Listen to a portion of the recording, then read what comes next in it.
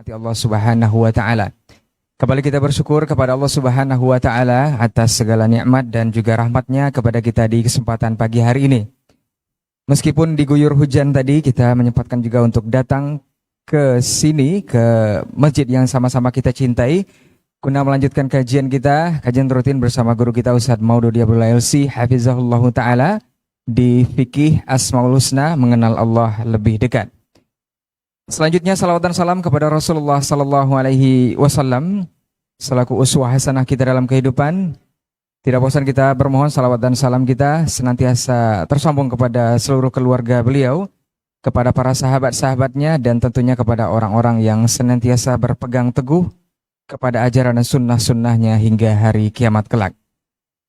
Baik, jemaah Masjid Al-Hijrah yang dirahmati Allah Subhanahu wa taala dan juga para pemirsa Asil TV dimanapun antum dan antuna berada.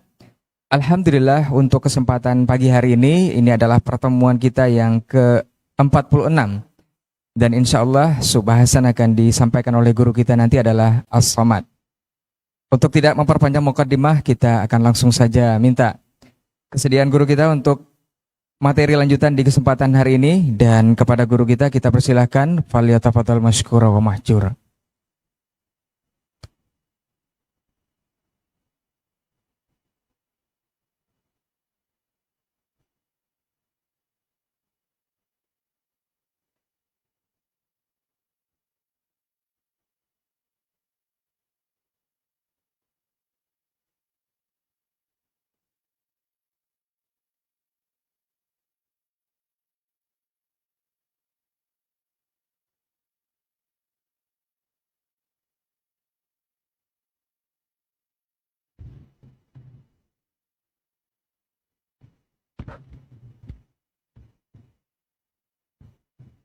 Assalamualaikum warahmatullahi wabarakatuh.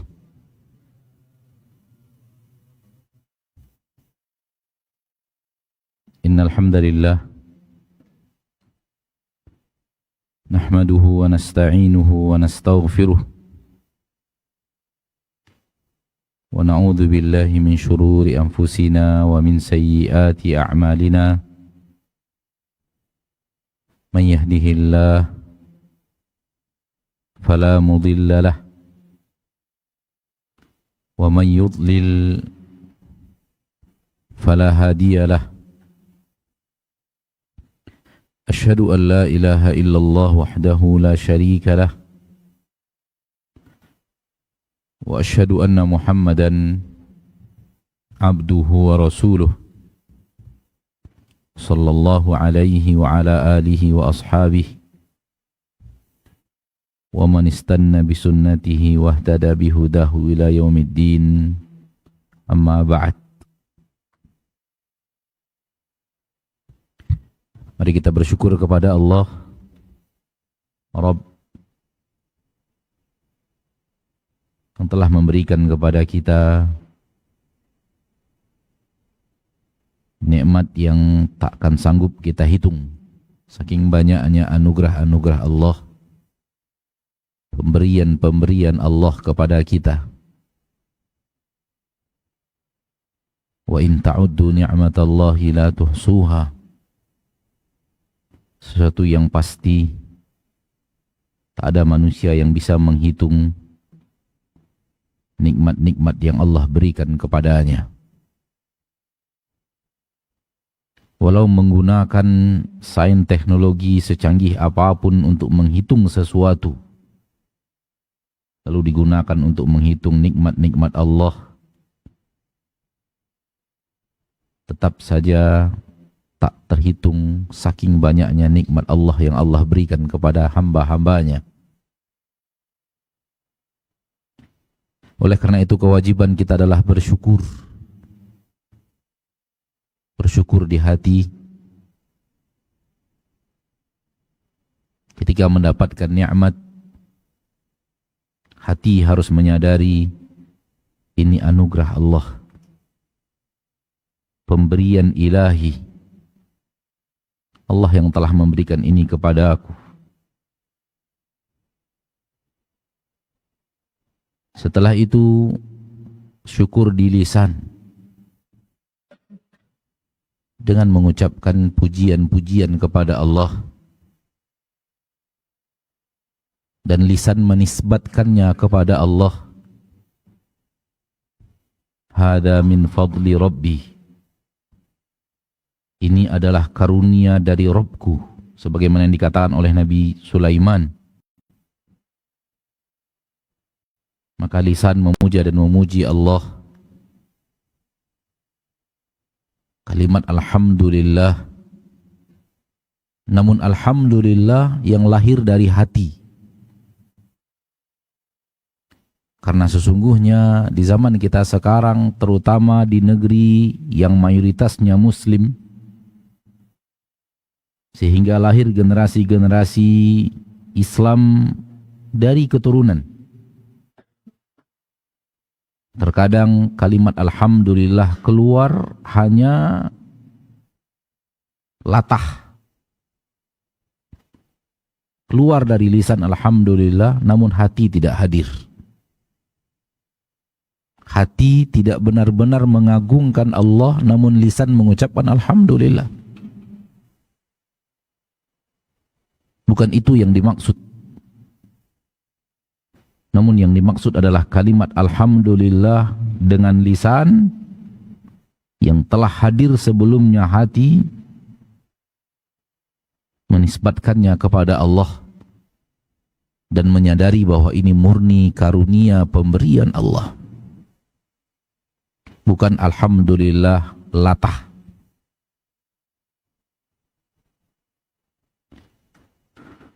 Kemudian syukur dengan amalan, dengan menjadikan nikmat-nikmat tersebut hanya untuk yang diridhoi Allah. Digunakan, diperuntukkan, dimanfaatkan hanya untuk sesuatu yang Allah izinkan, dan berusaha sekuat tenaga agar nikmat-nikmat tersebut tidak digunakan untuk hal yang Allah tidak ridha. I'malu ala Dawud syukra. Beramallah, beramallah. Wahai keluarga Daud, beramallah, beramal. Syukra, sebagai rasa syukur. Tidak hanya ucapan lisan, tidak hanya hati yang menisbatkan kepada Allah, akan tetapi amal juga harus mengiringi.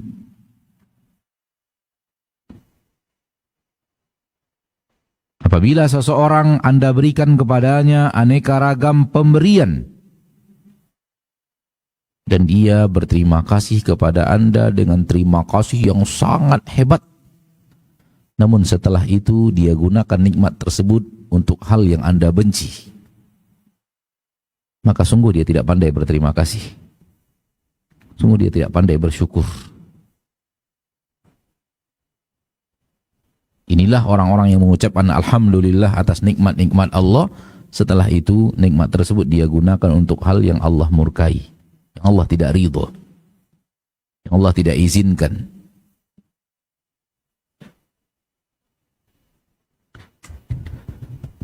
Pada hari ini, pada pagi hari ini,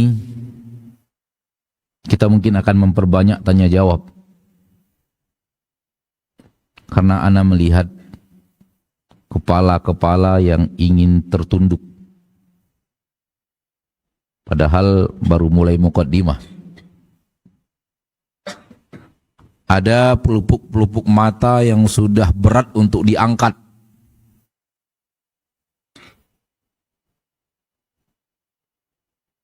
Kalau tidak karena mungkin satu hal yang ana malas menyebutkannya, mungkin sudah mulai kepala itu turun dan pelupuk mata itu sudah tidak bisa lagi dipertahankan.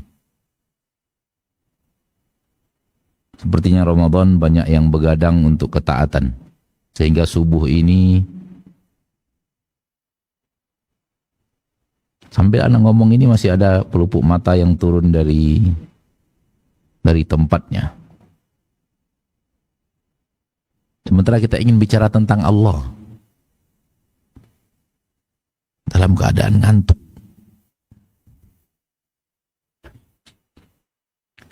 Ketika salah seorang ulama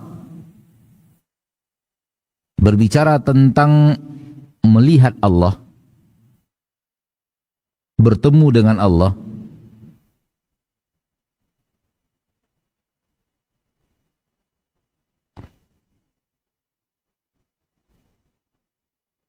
nada bicaranya itu bergetar, buah dari hati yang bergetar.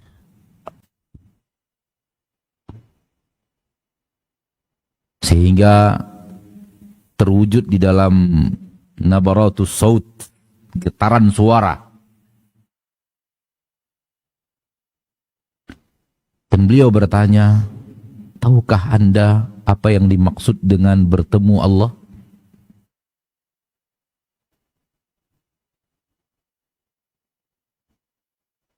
Tahukah Anda apa itu bertemu dengan Allah?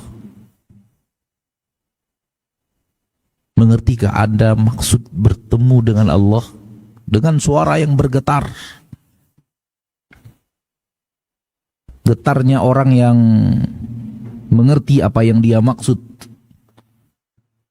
menyelami makna dari kata-katanya. Lalu beliau mengatakan, bertemu dengan Allah itu adalah segala-galanya.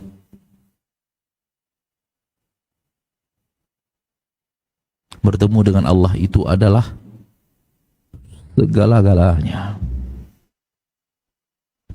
Lalu setelah itu beliau tertunduk menangis.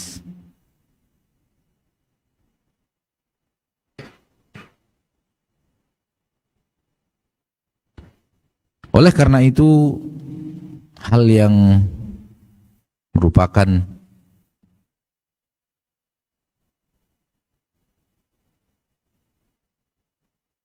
karena ketidaktahuan kita apa itu bertemu dengan Allah, sehingga di zaman kita sekarang ini materi-materi pertemuan dengan Allah itu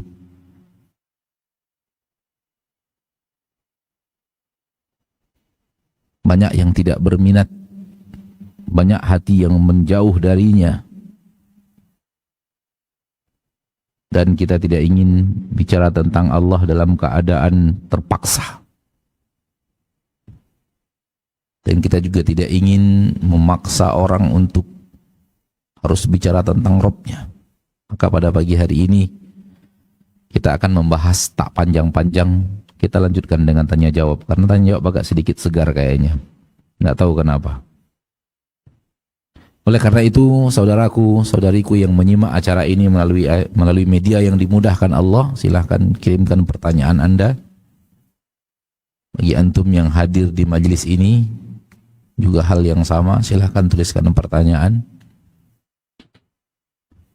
Dahulukan pertanyaan yang sesuai dengan materi. Apabila pertanyaan yang sesuai dengan materi telah habis, silahkan dilanjut dengan pertanyaan. Silahkan dilanjutkan dengan membaca pertanyaan lain walau tidak berhubungan dengan materi. Selagi kita punya ilmu untuk menjawabnya, insya Allah kita akan jawab sesuai dengan ilmu yang diberikan Allah kepada kita dari Al-Quran, daripada hadis, dari perkataan para ulama atau fatwa para ahli ilmu. Sejauh ilmu yang kita miliki, Allah mudahkan, kita kuasai, maka kita jawab. Kalau tidak, kita katakan Allahu a'lam, karena menjawab tanpa ilmu adalah ummul khaba'ith, ibunya dosa. Ibunya hal yang jelek adalah bicara tanpa ilmu. Tidak ada kesesatan di permukaan bumi melainkan berasal dari ibunya ini. Berbicara tanpa ilmu. Tak ada ayat-ayat Allah berbicara tentang itu, tak ada hadis-hadis berbicara tentang itu, tak ada para ulama yang berbicara tentang itu, lalu dia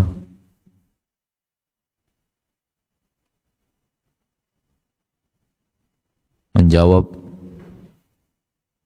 berfatwa sesuka hatinya, sesuka syahwat dan ilmu yang jauh daripada bimbingan Al-Quran dan hadis. Ma'asyiral muslimin wal muslimat rahimani wa rahimakumullah.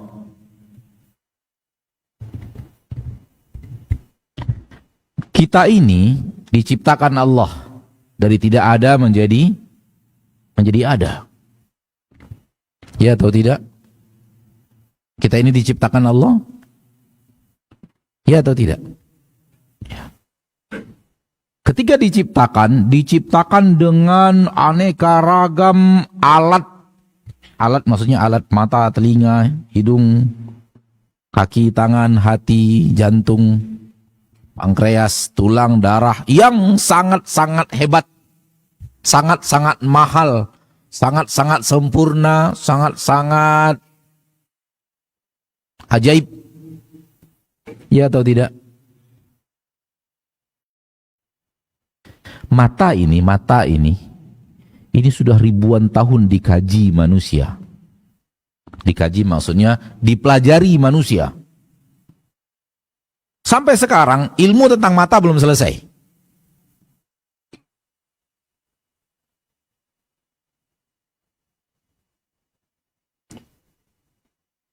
Padahal sudah dikaji ribuan tahun. Sudah ditelaah ribuan tahun. Sampai sekarang ilmunya belum selesai. Itulah mata yang Anda gunakan.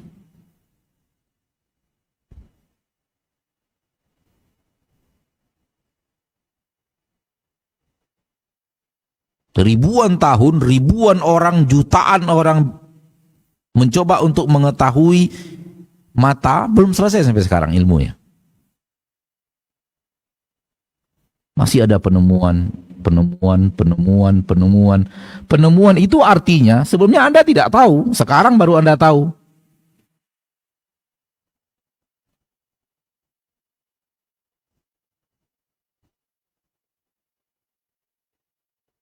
Hal yang sama dengan aneka ragam anggota tubuh yang Allah berikan kepada kita. Sempurna, Masya Allah. Luar biasa. Laqad khalaqnal insana fi ahsani taqwim. Masih terlalu banyak bagian tubuh ini yang dikuasai oleh manusia, ilmunya dicoba untuk dikuasai manusia ribuan tahun, gak kelar-kelar, gak selesai-selesai. Dan itu yang telah Allah berikan kepada kita.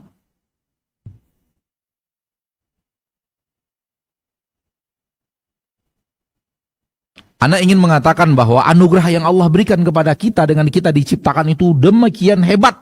Kenapa kita tidak patuh dan taat kepadanya? Apa yang membuat kita malas untuk sami'na wa ata'na?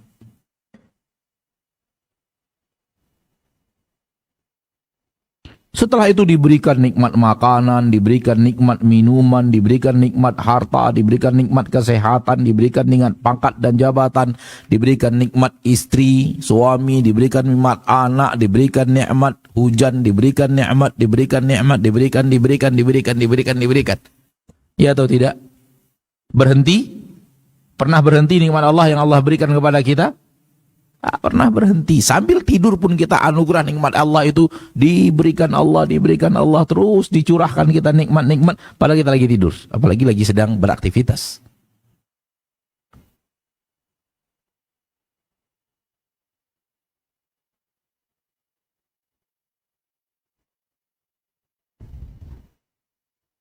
Diturunkan kepada kita Al-Quran, diutus kepada kita Rasul tercinta untuk menerangkan ini loh yang baik yang harus kalian kerjakan. Kalau kalian berjalan di atas hal yang baik ini, hidup kalian nikmat, ujungnya juga nikmat. bernama surga. Ini loh yang buruk, yang harus kalian jauhi. Karena kalau yang buruk ini kalian lakukan, hidup kalian akan sengsara, hidup kalian akan menderita, ujungnya juga penderitaan, namanya neraka. Diterangkan dengan sedetail-detailnya, sehingga tak ada yang ditinggalkan di dalam Al-Quran kecuali dibahas hukum halal dan haramnya.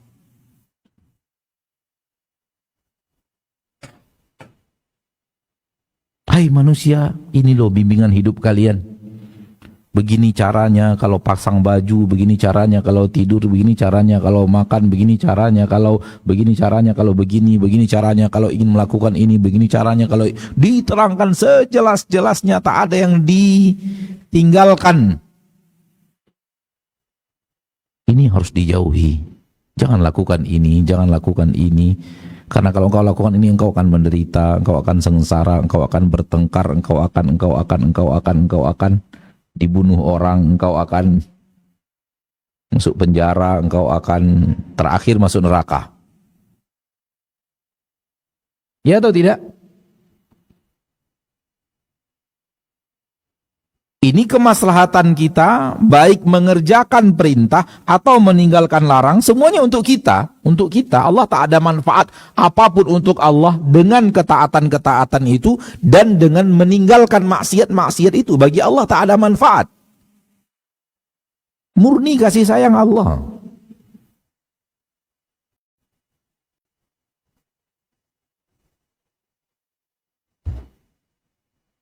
Sudah, lalu kita taati. Sami'na wa ata'na, kita lakukan ketaatan itu. Kita jauhi kemaksiatan itu. Allah berikan kita pahala.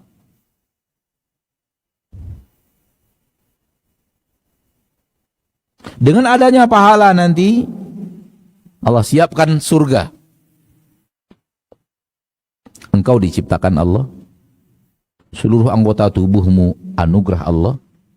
Ia turunkan petunjuk yang sempurna itu untuk kemaslahatan dirimu di dunia. Ia siapkan pahala, ia berikan kepada engkau surga dengan aneka ragam nikmat yang tiada tara. Anak ingin mengatakan, mau apa lagi kita? Kenapa hati tidak condong kepada Allah? Kenapa hati masih menjauh dari bicara Allah? Kenapa hati masih malas diajak kepada Allah? Maunya kepada aneka ragam yang mengarah kepadanya hati manusia. Ya subhanallah. Orang yang berbuat maksiat kepada Allah, apa kalimat yang pantas untuk kita katakan kepada orang yang seperti ini? Dia diciptakan oleh Allah, dia diberikan nikmat oleh Allah, dia diberikan aneka ragam alat di tubuhnya yang luar biasa oleh Allah. Telah diturunkan bimbingan yang sempurna oleh Allah. Tak mau juga. Tak mau diajak kepada Allah. Tak mau diajak kepada ayat Allah, kepada hadis-hadis utusan Allah. Maunya ke pentas musik, maunya ke film-film dusta dan maksiat, maunya kepada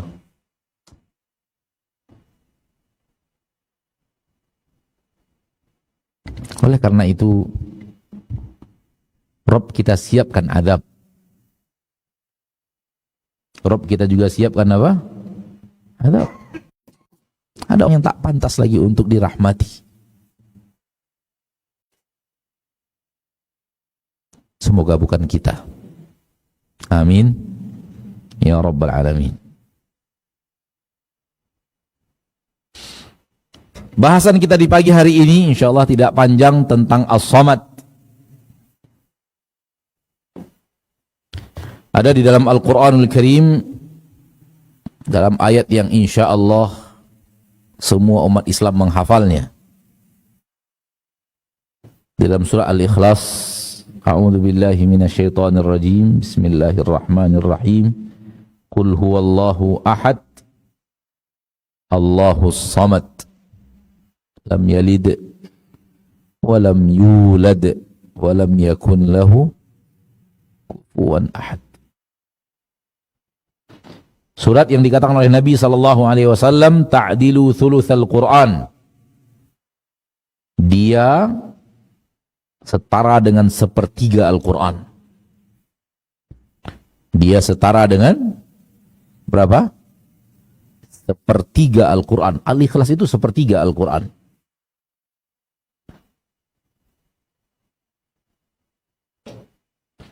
Isi kandungan Al-Quran 3. Isi kandungan Al-Quran itu 3.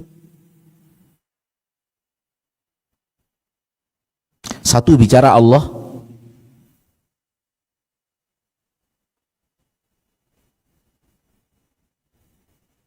Dua bicara hukum. Aqimus shalah, atuz zakah.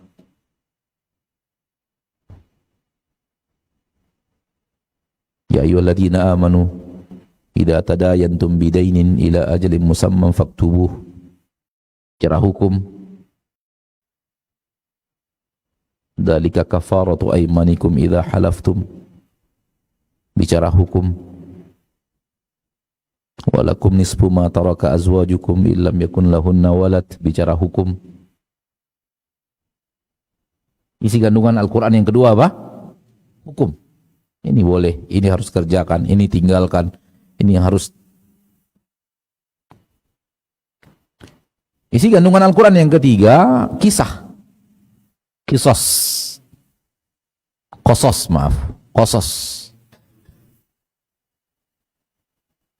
Cerita-cerita. Cerita tentang Nabi Adam dan iblis. Sujudnya malaikat. Cerita Nabi Nuh dan kapal Nabi Nuh yang memuat seluruh jenis hewan yang diombang-ambing oleh air yang sampai ke puncak gunung. Cerita Nabi Saleh dan kaumnya, Nabi Hud dan kaumnya, cerita Nabi Syuaib, cerita Nabi Yusuf, cerita Nabi Musa dan Fir'aun, terus Nabi Isa. Ini 3 kandungan Al-Quran. Satu apa tadi? Bicara tentang Allah. 2, bicara hukum. 3, kisah-kisah. Qul huwallahu ahad mewakili bagian pertama secara keseluruhan. Inti daripada pembicaraan tentang Allah ada pada Al-Ikhlas. Seluruh pembicaraan Al-Quran tentang Allah kandungannya ada di dalam surah Al-Ikhlas. Oleh karena itu kata para ulama, Al-Ikhlas setara dengan apa? Sepertiga Al-Quran.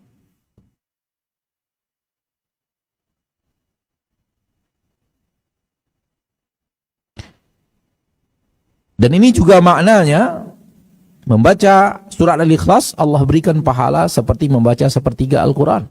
Dan Allah tabaraka wa ta'ala Rabb yang maha pemberi.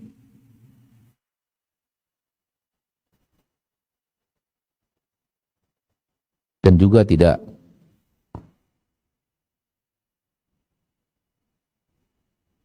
jauh dari makna pahala membaca surah Al-Ikhlas setara dengan baca sepertiga Al-Quran.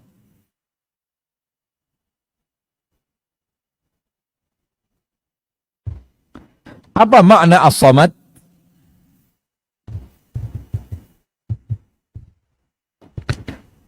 As-Samad secara ringkas maknanya adalah Rabb yang maha sempurna dalam segala sesuatu.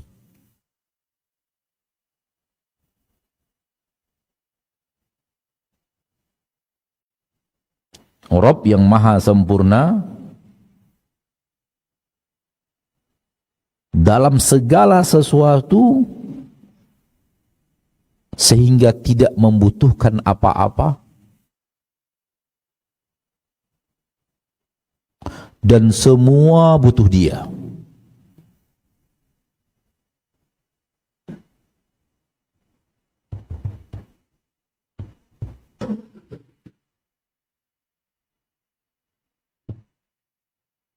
Rabb, penguasa, pencipta, pemilik, yang apapun yang dibicarakan tentang dia semuanya sempurna, sampai kepada puncak kesempurnaan dari seluruh apapun yang dibicarakan tentang dia. Mau bicara apa tentang Allah? Tentang ilmu, sempurna ilmunya. Tentang kekuasaan, sempurna kekuasaannya. Tentang kasih dan sayang, sempurna kasih dan sayangnya. Tentang keagungan, sempurna keagungannya. Kedermawanan, sempurna kedermawanannya. Pemberi, sempurna pemberiannya. Pemaaf, sempurna pemaafnya. Melihat, sempurna penglihatannya. Mendengar, sempurna pendengarannya. Mau bicara apa tentang Allah? Bijaksana, sempurna kebijaksanaannya. Keadilan, sempurna keadilannya.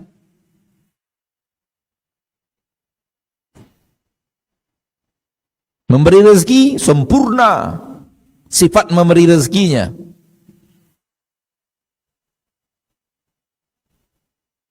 Maha lembut, sempurna kelembutannya. Maha halus, sempurna kehalusannya. Maha indah, sempurna mau bicara apa tentang Allah? Kesempurnaan ada di dalam seluruh yang dibicarakan tentangnya, sehingga tak membutuhkan siapa-siapa, dan semua butuh dia. Itulah Allah. Itulah As-Samad. Itulah As-Samad. Oleh karena itu, nama As-Samad tidak boleh diberikan kepada selain Allah. Nama As-Samad tidak boleh diberikan kepada selain Allah. Karena tidak ada Samadiyah kecuali hanya milik Allah Rabbul Izzati wal Jalalah.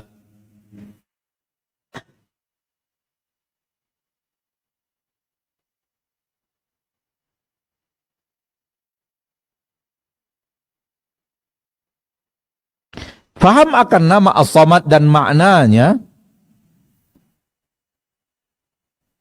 cukup untuk membantah orang yang mengatakan tak mungkin Allah di atas arsy, berarti Allah butuh arsy. Cukup mengerti bahwa Allah As-Samad. Apa itu As-Samad? Apa makna As-Samad? Cukup, hanya itu saja cukup untuk membantah orang yang mengatakan tak mungkin Allah di atas arsy, karena berarti Allah butuh arsy. Kalimat Allah butuh arsy telah dibantah oleh keyakinan kita Allah As-Samad. Allah tak butuh siapa-siapa. Bahkan semuanya butuh dia, termasuk arsy. Ia tak butuh kepada siapapun. Sehingga Allah tidak akan punya anak.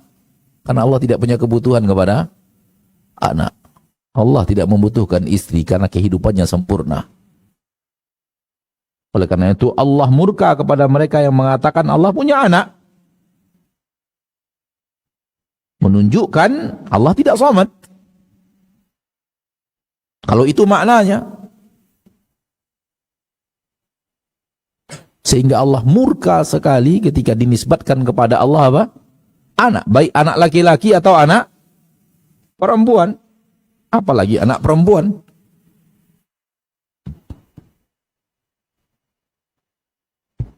Keyakinan masa lalu,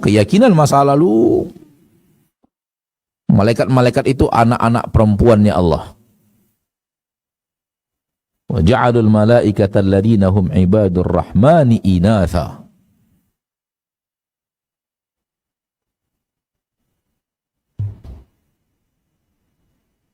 Uzair, anak laki-lakinya Allah.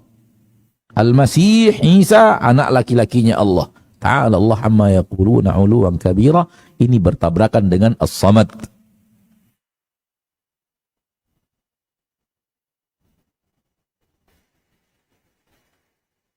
Apapun kalimat yang di dalamnya menunjukkan Allah membutuhkan sesuatu, terbantahkan oleh Allahu As-Samad.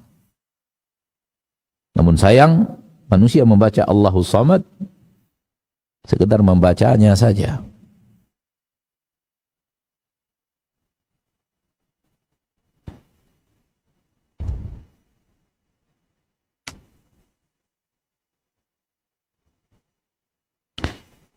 Di dalam pembicaraan para ulama tentang asal kalimat as-samad, apa maknanya dalam peletakan bahasa Arab?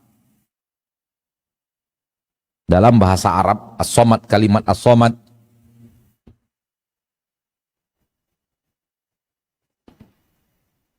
dalam bahasa Arab dibahas dalam buku ini, silakan rujuk dalam buku, kita tidak ingin membahasnya satu persatu. Ada asal kalimat. Dan semua itu kata Imam Al-Baghawi dan Imam Ibnu Jarir, semua itu adalah sesuatu yang kalau seandainya diarahkan kepada Allah sesuai dengan bahasa tentang Allah. Namun ketika para ulama berbicara as-samad, ulama berbicara kepada asal usul pengambilan bahasa. Dan sifat Allah berhubungan dengan hal-hal yang berhubungan dengan pengambilan bahasa tersebut dan tidak ditolak maknanya.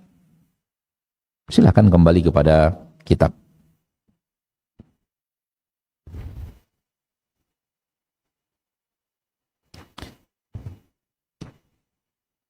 Kita bawakan satu pendapat Imam Ibnu Jarir At-Tabari di dalam tafsir dari Abdullah bin Abbas radhiyallahu anhuma ketika ditanya as-samad itu apa? Abdullah bin Abbas menjawab, samad adalah as-sayyid alladhi qad kamula fi su'dudih. Pemimpin yang telah sempurna dalam kepemimpinannya. Wasyarif alladhi qad kamula fi syarafih. Yang maha mulia, yang sempurna dalam kemuliaannya. Wal azim alladhi qad kamula fi azamatih. Yang maha agung, sempurna dalam keagungannya. Wal halimu alladhi qad kamula fi hilmih. Dan yang maha lembut, yang sempurna dalam kelembutannya. Wal ghani alladhi qad kamula fi ghina, maha kaya yang maha sempurna dalam kekayaannya. Wal jabbar alladhi qad kamula fi jabarutih, yang maha perkasa yang telah sempurna dalam keperkasaannya. Wal alim alladhi qad kamula fi ilmi, yang maha berilmu, yang sempurna dalam keilmuannya. Wal hakim alladhi qad kamula fi hikmatih, maha bijaksana, sempurna dalam kebijaksanaannya. Wa huwa alladhi qad kamula fi anwa'i syarafi was su'dud, yang sempurna dalam seluruh aneka ragam kemuliaan dan kepemimpinan. Wa huwa Allahu subhanahu, hadhihi sifatuhu la tambaghi illa lahu. Inilah dia Allah subhanahu wa ta'ala yang sedang kita bicarakan. Ini sifatnya dan tak boleh kecuali hanya untuk dia sifat ini. Dan apa yang dikatakan oleh Abdullah bin Abbas radhiyallahu anhuma baru sebagian kecil tentang Allah. Tidak bisa kita bicara yang kita katakan tadi bahwa semua yang berhubungan dengan Allah kesempurnaan. Itulah dia as-samad. Dan yang dikatakan oleh Abdullah bin Abbas tentang Allah dalam poin yang tadi kita bacakan itu baru sebagian kecil tentang Allah.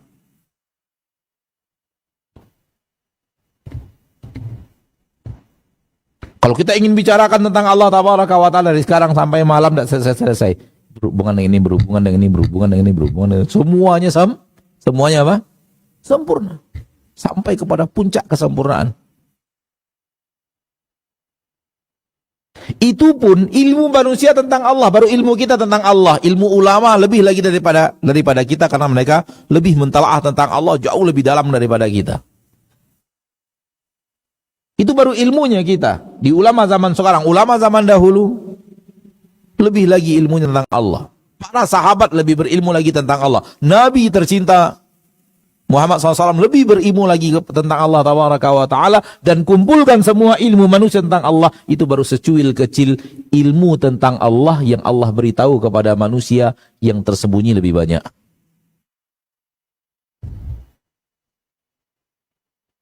Jangan kira kita menguasai sepenuhnya ilmu tentang Allah. Tidak. Allah menekankan di dalam ayat kursi tentang Allah Tabaraka wa Ta'ala, وَلَا يُحِيطُونَ بِشَيْءٍ مِّنْ عِلْمِهِ إِلَّا بِمَا شَاءَ. Kalian tidak menguasai ilmu tentang Allah kecuali kadar yang Allah inginkan kalian kuasai. Kalian tidak bisa menguasai ilmu tentang Allah, nggak bisa. Terlalu besar Allah untuk kalian tahu ilmu tentang Dia. Terlalu hebat Allah untuk dibicarakan lisan.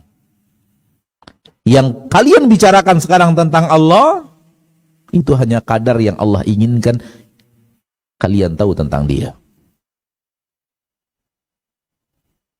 Dan kadar yang Allah ingin tahu kalian, Allah ingin kalian tahu tentangnya, itu pun Allah katakan, wa ma utitum minal ilmi illa qalila. Yang itu hanya kadar yang sedikit. Apabila kita hadirkan ini, kita hadirkan as-samad di dalamnya, oh, siapa Allah yang sedang kita bicarakan itu? Itulah Dia Rabb yang kita ruku dan sujud kepadanya. Semoga di akhirat kita melihat kepadanya. Amin ya Rabbal Alamin. Naam. Sudah beberapa kepala turun. Kita cukup sampai di sini materi pada pagi hari ini, dan kita lanjutkan dengan menjawab beberapa pertanyaan. Dan Ana minta kepada pembawa, kepada host untuk membicarakan terlebih dahulu pertanyaan yang berhubungan dengan materi atau yang berhubungan dengan Allah dan akidah tentang Allah Tabaraka wa Ta'ala. Sekiranya habis, silahkan membacakan pertanyaan lain walau tidak berhubungan dengan materi. Dan kepala-kepala yang tertunduk karena ngantuk silahkan berwudu. Tafadhol berwudu. Jangan sampai ana suruh berdiri. Jangan sampai aura kantuk antum mempengaruhi berdiri. Silahkan berwudu. La aib, tidak ada aib. Karena kantuk itu tanda bahwa antum itu bukan Rob. Antum ngantuk itu tanda bahwa antum bukan Rob. Antum itu makhluk, wajar ngantuk. Antum tidur itu tanda bahwa antum bukan ilah. Rob dan ilah tidak boleh, tidak bisa ngantuk. Tidak ngantuk dan tidak juga tidur. Kalau Rob ngantuk, siapa yang ngatur alam? Siapa yang mengatur matahari, planet yang begitu besar? Siapa yang mengatur hujan, awan, angin? Maka Allah Tabaraka wa Ta'ala la yanam wa la yanbaghi lahu an yanam. Allah tidak ngantuk, la ta'khuduhu sinatun wala naum. Kalau antum ngantuk itu wajar. Tapi jangan di dalam majelis ilmu dilanjutkan sampai tidur. Harus dilawan. Harus dilawan. Ini ilmu, apalagi ilmu tentang Allah. Barakallahu fiikum. Nah. Barakallahu fiik, jazakallahu khairan untuk materi kita di kesempatan hari ini. Dan seperti yang sudah disampaikan oleh guru kita akan menjawab beberapa pertanyaan yang sudah masuk di layanan WhatsApp kita di 0811755606. Dan untuk pertanyaan dari jamaah juga bisa dituliskan dan disampaikan ke depan. Kita bacakan dulu pertanyaan dari layanan WhatsApp yang sepertinya berhubungan untuk tema kita hari ini. Assalamualaikum warahmatullahi wabarakatuh, Ustaz. Waalaikumsalam warahmatullahi wabarakatuh. Ustaz, bolehkah seseorang itu meminta sesuatu kepada Allah Subhanahu wa Ta'ala dengan menyebut Al-Wakil, lalu meminta dengan perantara kepada orang soleh yang sudah meninggal, karena sesuai dengan arti Al-Wakil itu sendiri, artinya yang menjamin. Nah, Ustaz. Meminta kepada orang yang sudah meninggal, syirik. meminta kepada orang yang sudah meninggal syirik. Apapun permintaan itu.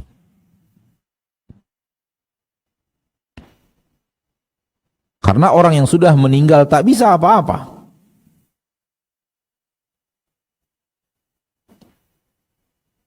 Dia tidak bisa mandi sehingga kita mandikan. Dia tidak bisa memakai pakaian sehingga kita kafani. Dia tidak bisa berjalan sehingga kita bopong. Ya atau tidak? Lalu kenapa setelah dia di dalam kubur, dia bisa ini, bisa itu, bisa ini, bisa itu.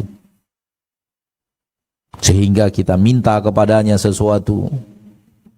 Dulu ketika dia wafat, kita yang mandikan karena dia nggak bisa mandi.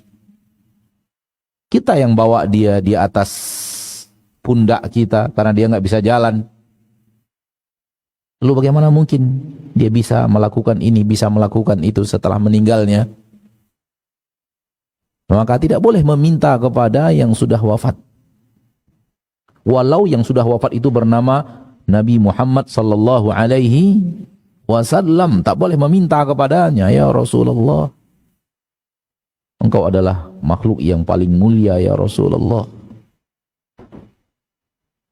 yang sangat dicintai Allah, tolong mintakan kepada Allah agar Allah ridho kepadaku. Syirik. Ya Rasulullah, mintakan kepada Allah agar Allah mengampuni dosa-dosa aku. Syirik.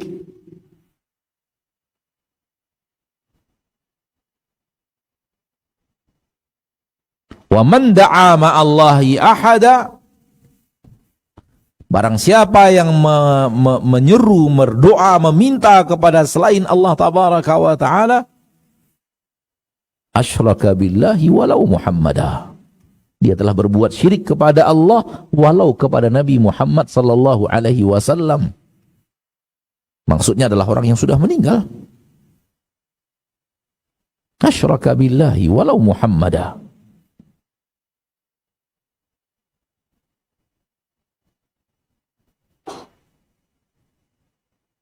Kalau Nabi Muhammad saja, tidak boleh kita meminta kepadanya setelah beliau meninggal dunia, apalagi yang tadi dikatakan wakil-wakil itu tadi.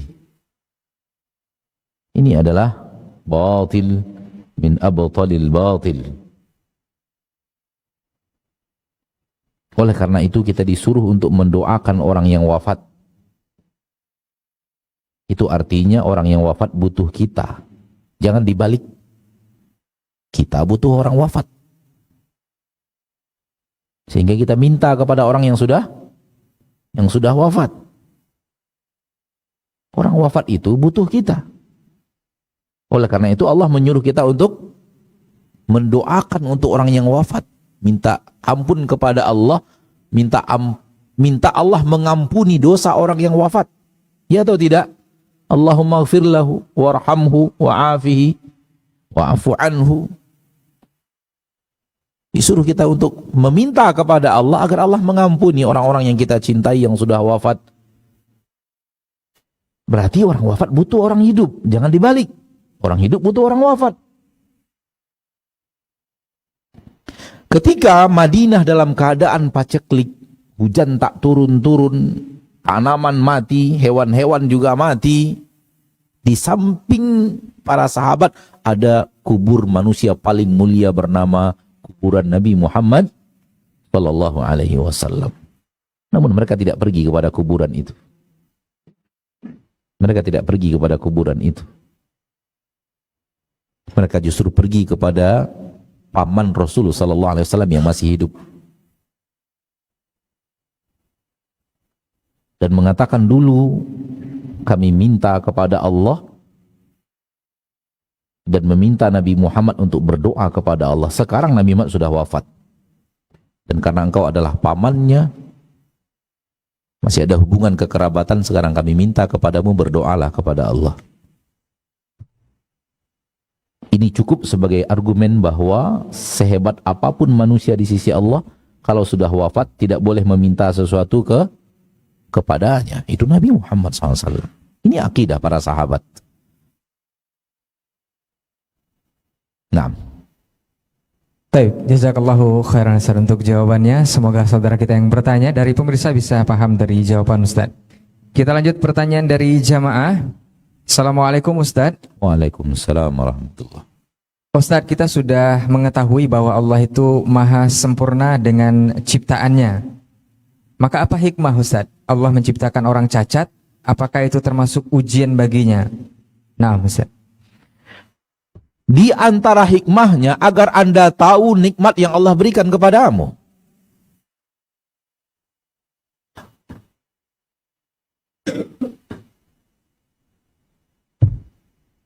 Di antara hikmah kenapa Allah ciptakan ada makhluk yang cacat, agar engkau tahu betapa hebatnya anugerah Rabbmu kepada dirimu.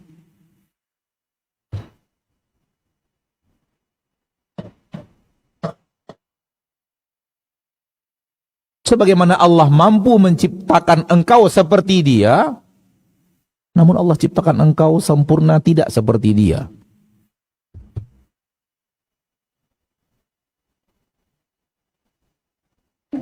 Soal bagaimana Allah memperlakukan dia, Allah pasti adil dalam perlakuan dan maha adil dalam memperlakukan. Dan Allah akan memperlakukan makhluknya yang lemah lebih daripada makhluknya yang tidak lemah.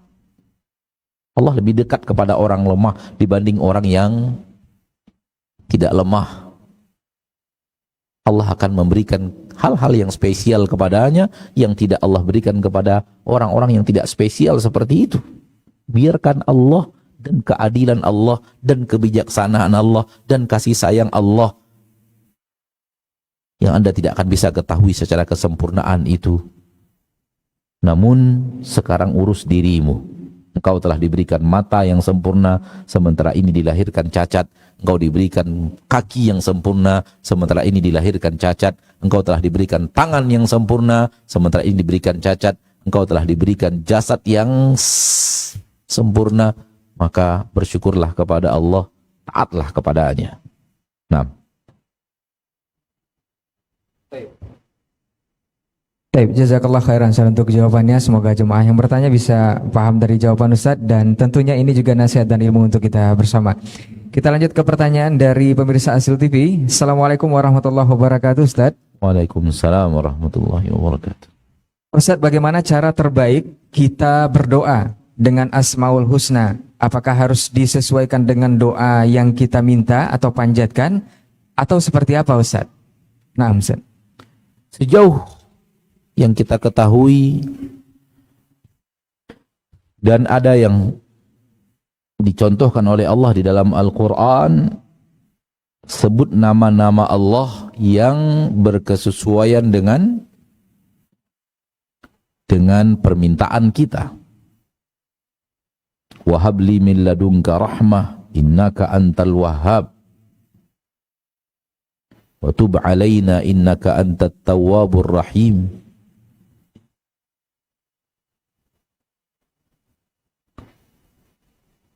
Waftah bainana wa anta khairul fatihin.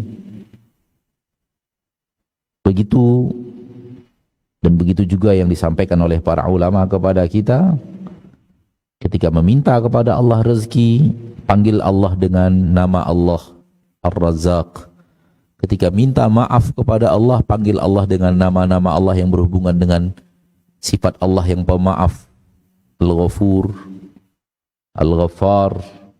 Ketika minta rezeki kepada Allah, minta yang berhubungan dengan rezeki, minta Allah memberikan kepada kita pilihan, sebut nama Allah Allamul Ghuyub, sebagaimana yang ada di dalam doa istikharah. Begitu yang ada di dalam Al-Quran, begitu yang ada di dalam sunnah. Adapun nama-nama Allah keagungan yang lainnya, itu diawali ketika kita berdoa, memuja dan memuji Allah. Ketika sudah mulai minta berdoa dan meminta sesuatu, cari nama-nama Allah yang berhubungan dengan permintaan. Cari nama-nama Allah yang berhubungan dengan permintaan. Namun dalam memuji, memuji sebelum berdoa, silakan puja dan puji Allah sebanyak-banyaknya. Nah, Baik, barakallahu fiik, jazakallahu khairan Ustaz untuk jawabannya. Kita lanjut ke pertanyaan dari jamaah Masjid Al-Hijrah. Assalamualaikum Ustaz. Waalaikumsalam warahmatullahi. Ustaz, anak pernah mendengar bahwa kalimat akbar itu adalah bentuk sighah mubalaghah yang bermakna sesuatu yang melampaui batas. Maka apakah makna Allahu Akbar itu adalah Allah Maha Besar dan kebesaran Allah itu melampaui batas segala sesuatu? Mohon penjelasannya Ustaz. Jazakallahu khairan. Melampaui batas segala sesuatu maknanya adalah tak ada yang lebih besar daripada dia. Dialah yang paling besar. Itu makna Al-Akbar. Allah berkehendak tak ada yang lebih besar daripada dia. Sehingga seluruh makhluk yang dia ciptakan pasti lebih kecil daripada Allah. Allah berkeinginan seperti itu. Secara zat, Allah yang lebih besar. Secara kesempurnaan, Allah yang lebih besar. Secara kekuasaan, Allah yang lebih besar. Bicara apa tentang Allah? Allah yang lebih daripada hamba-hambanya. Daripada makhluk ciptaannya. Langit dan bumi Allah ciptakan itu hanya dalam genggaman Allah nanti di hari akhirat. Hanya dalam genggaman Allah. Begitu yang Allah katakan di dalam Al-Quran kepada kita. Lihat besarnya Rabb.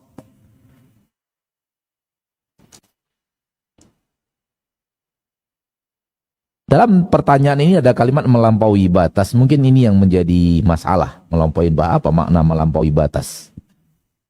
Maksudnya adalah tak ada yang bisa lebih daripada Allah. Allah yang paling segala-galanya, termasuk yang tadi yang kita bahas. Allah yang segala-galanya, yang dia yang memiliki kesempurnaan, tak ada yang lebih daripada itu. Sehingga makhluk sehebat apapun, sekuat apapun, tak ada yang lebih kuat daripada Allah. Sebesar apapun, tak ada yang lebih besar daripada Allah. Semulia apapun, tak ada yang lebih mulia daripada Allah. Nah. Baik, jazakallahu khairan untuk jawabannya. Kita lanjut ke pertanyaan dari pemirsa Hasil TV. Assalamualaikum warahmatullahi wabarakatuh, Ustaz. Waalaikumsalam warahmatullahi. Ustaz, dari hamba Allah di Padeglang. Ana mau bertanya Ustaz, apakah boleh berzikir itu hanya dengan mengingat nama Allah saja Ustaz, tanpa melafazkannya di lidah, seperti As-Somad tadi Ustaz? Jazakallahu khairan.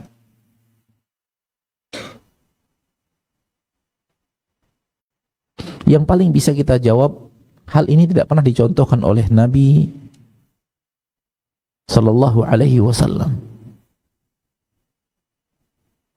Zikir bisa di dalam hati, bisa dengan dilafazkan dengan lisan, tidak dalam hati saja, dan yang dilafazkan dengan lisan, mulut bergerak, suara keluar, itu lebih afdol dibanding yang hanya di dalam hati. Karena yang dilafazkan dengan lisan ada kelebihan daripada yang hanya diingat di dalam hati. Apabila kita mengingat Allah di dalam hati kita, itu bagus. Bagus. Hati kita berusaha untuk ingat Rabb-nya dengan segala kesempurnaannya, ingat Allah dengan segala kemahakuasaannya, ingat Allah dengan segala kepemaafannya, dengan segala pemberi rezekinya. Namun yang ditanyakan di sini as-somad, lalu hati somad aja, somad gitu ya. Somad.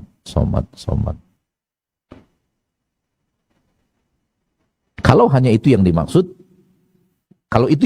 maka jawaban kita yang tadi tidak dicontohkan oleh Nabi kita tercinta Muhammad Sallallahu Alaihi Wasallam. Akan tetapi mengingat Allah dengan apa yang telah Allah bicarakan di dalam Al-Quran, apa yang dibicarakan Nabi SAW di dalam hadis, lalu diingat di dalam hati, itulah Allah. Seperti kita lagi melihat bulan, tatap bulan, nampak keindahan bulan, apalagi apabila bulan itu sudah sempurna purnamanya, ada keindahan yang luar biasa di dalam menatap bulan itu. Lalu kita ingat Allah, ini makhluk ciptaan Engkau ya Rabb, dipandang Tak jemu-jemu kita memandang bulan padahal dari kecil sudah melihat bulan. Lalu kita ingat Allah yang maha indah, yang maha, bulan saja ciptaannya seperti ini, kecil namun keindahannya luar biasa.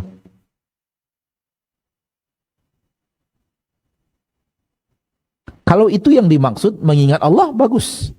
Itu mengingat Allah di dalam diri. Dan Allah mengatakan dalam hadis qudsi, barang siapa yang mengingatku di dalam dirinya, maka aku akan mengingat dia di dalam diriku. Barang siapa yang menyebut aku di dalam majlis, maka aku akan menyebut dia di dalam majlis yang lebih baik daripada majlis itu. Maka kalau hanya ingat di dalam diri, itu juga bagus. Disebut juga bagus. Namun menyebutnya lebih afdal karena lebih daripada sekedar di dalam hati. Namun kalau yang dimaksud as-somad, as-somad, as-somad, as-somad di dalam diri, sebut berulang-ulang, maka itu tidak ada sunnahnya. Walau disebut dengan lisan berulang-ulang pun tidak ada sunnahnya. Tak ada contohnya dari Nabi kita tercinta mengulang-ulang nama-nama Allah dengan menyebut nama saja. Nah, baik, barakallahu fiik, jazakallahu khairan untuk jawabannya dari pertanyaan pemirsa. Kita lanjut ke pertanyaan berikutnya. Masih soal zikir, Ustaz. Assalamualaikum warahmatullahi wabarakatuh, Ustaz. Waalaikumsalam warahmatullahi wabarakatuh. Semoga Allah Ta'ala merahmati Ustaz dan juga keluarga. Izin bertanya, Ustaz. Bagaimana hukumnya kita berzikir sambil mengerjakan pekerjaan lainnya, Ustaz? Seperti memasak dan pekerjaan rumah tangga lainnya. Apakah ini tidak menodai kesucian Asmaul Husna itu sendiri atau zikir itu sendiri? Barakallahu fiik. Ini adalah hal yang boleh. Lisan mengerjakan pekerjaan sementara anggota tubuh yang lain mengerjakan pekerjaan yang berbeda. Itu nggak ada masalah. Tidak ada aib di dalam masalah tersebut. Oleh karena itu kita tidak dilarang. Kita tidak dilarang oleh Allah Tabaraka wa Ta'ala untuk berzikir kepadanya dalam keadaan di mana keadaan itu bukan keadaan yang terlarang. Kalau keadaannya junub, terlarang kita berzikir. Kalau keadaannya di dalam toilet, terlarang kita berzikir. Maka ketika tidak ada larangan, maka itu bukan celaan. Sambil nyetir berzikir, sambil masak berzikir. Lisan mengerjakan pekerjaan sementara anggota tubuh yang lain mengerjakan pekerjaan yang berbeda, tidak jadi masalah. Wallahu a'lam. Nah, jazakallahu khairan untuk jawabannya. Kita lanjut ke pertanyaan dari jamaah. Assalamualaikum, Ustaz. Waalaikumsalam warahmatullahi wabarakatuh. Ustaz, afwan, ini di luar tema. Anak soleh bisa memberikan amal jariah kepada orang tuanya. Pertanyaannya, Ustaz, apabila anak yang soleh itu meninggal, apakah amal jariah untuk orang tuanya terputus, Ustaz? Nah,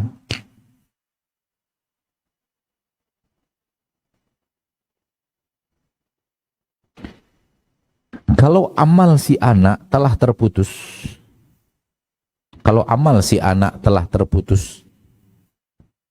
maka amal jariahnya juga akan terputus. Amal si anak telah terputus. Apabila masih ada amal-amalnya yang lama, ketika hidupnya,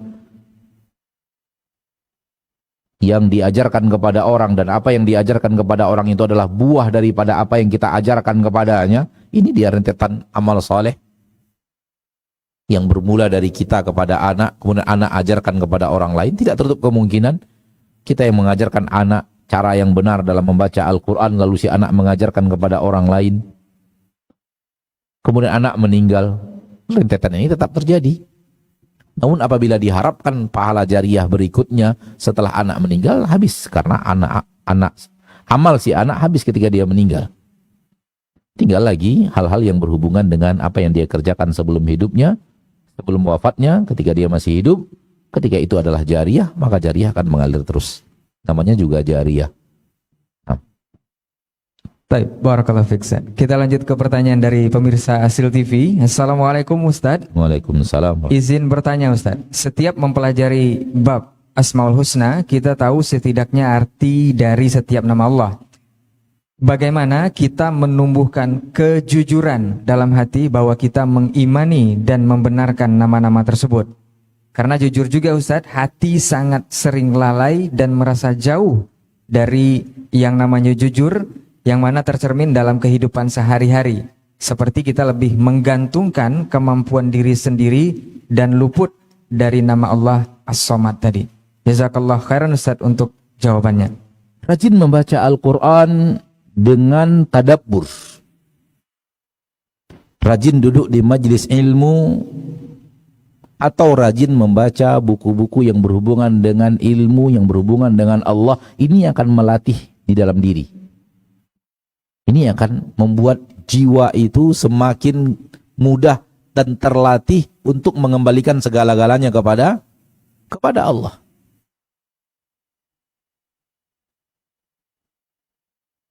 Dan itu perlu latihan. Itu mungkin yang dimaksud dengan kejujuran tadi dalam pertanyaan. Kita sudah kenal tapi hilang. Begitu ada masalah, lebih cepat-cepat cari siapa yang bisa nolong saya ya, siapa yang bisa nolong saya ya. Hati lari daripada Allah. Cari makhluk dulu. Cari sana, cari sini, cari sana, cari sini, minta tolong ini, minta tolong itu, minta tolong orang yang ada jabatan, minta tolong kepada ustadz yang mungkin kenal pejabat-pejabat, minta tolong, minta tolong, minta tolong.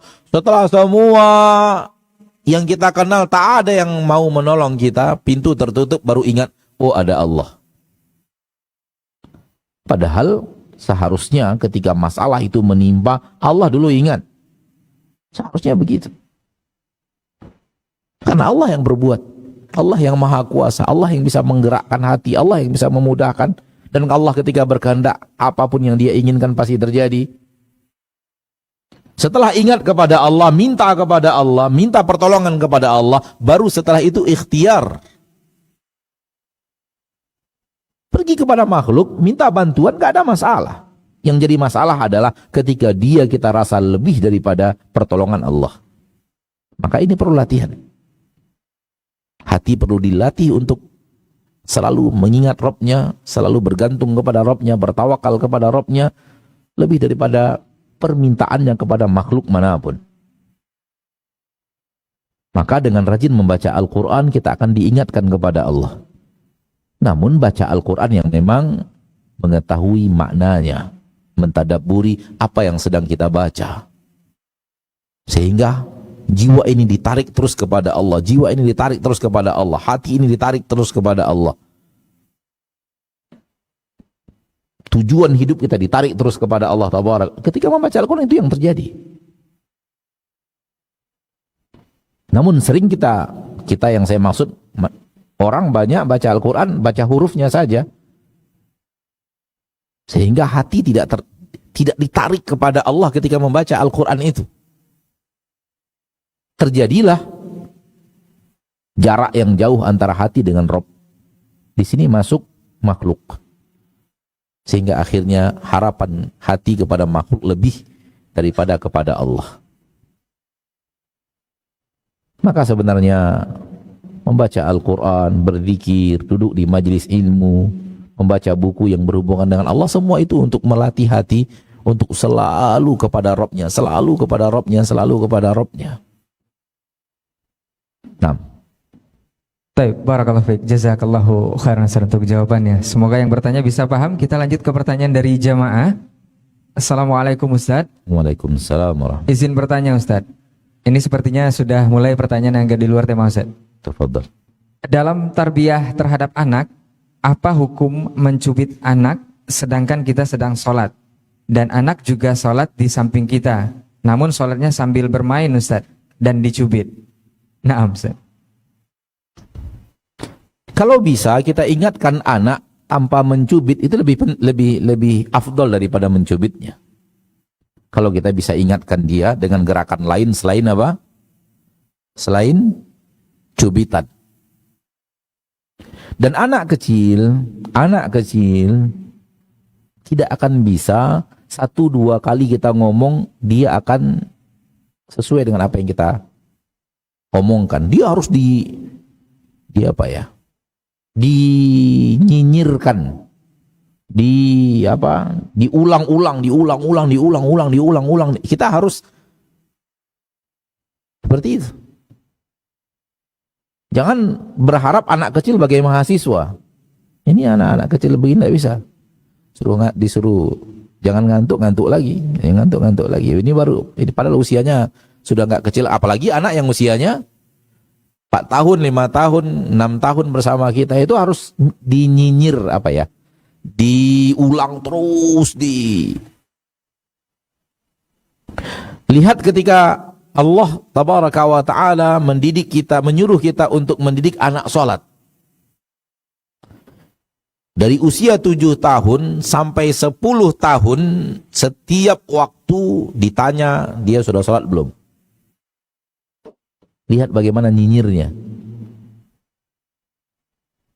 Kalau kita yakin dia sudah sholat, berarti tidak perlu bertanya. Tapi kalau berarti dia ingat sholat.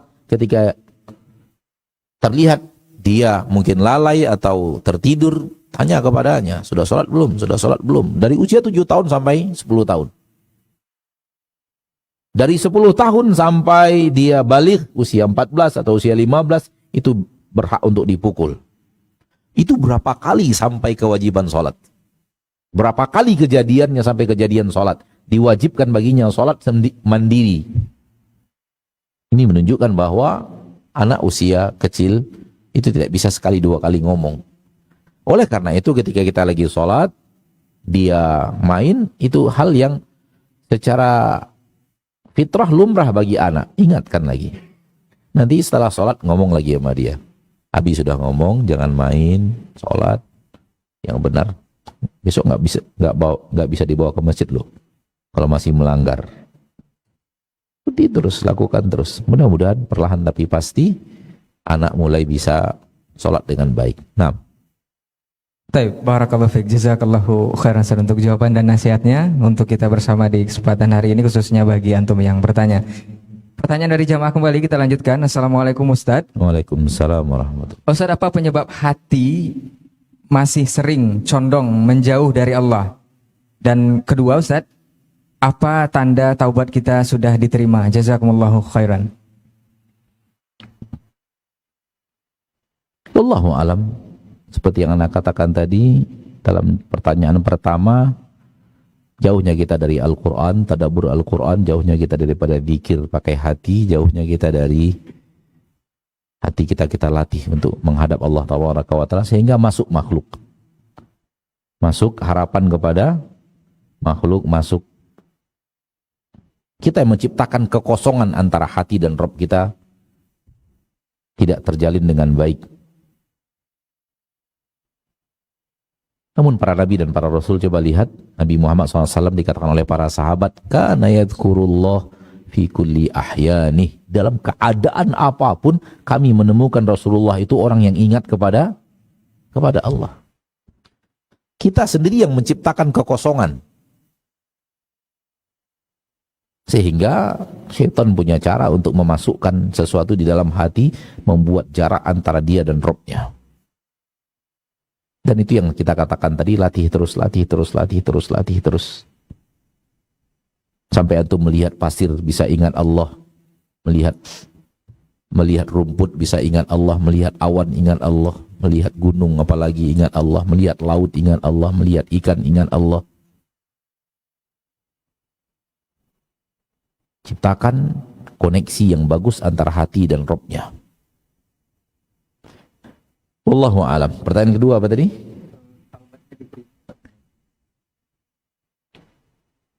Ketika seseorang taubat, tak ada kata pasti dia diterima. Itu tidak ada. Soal telah diterima, pasti diterima, itu tak ada. Kenapa? Itu gaib. Diterima atau tidak diterima yang kita tidak tahu. Jadi kalau pertanyaannya adalah, apakah saya bisa tahu taubat saya sudah diterima, Ustadz? Jawabannya, tak ada cara untuk tahu bahwa taubat kita sudah diterima. Kalau itu pertanyaannya. Namun para ulama berkata, ciri-ciri, indikasi taubat diterima, indikasinya ada, tapi pasti tidak. Hanya ciri-ciri mudah-mudahan diterima. Ingat, tak ada kata pasti. Namun kalau ada ciri-ciri ini, berharaplah taubat kita diterima oleh Allah. Berharap. Mudah-mudahan diterima. Apa itu?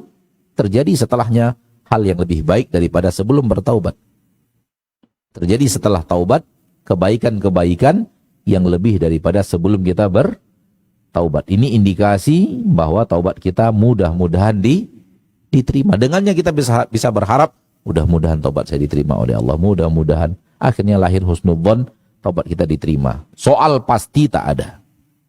Karena diterima tidak diterimanya itu ilmu gaib, dan tak ada wahyu yang turun kepada kita yang mengatakan bahwa taubat kita diterima oleh Allah. Beda ketika Nabi masih hidup.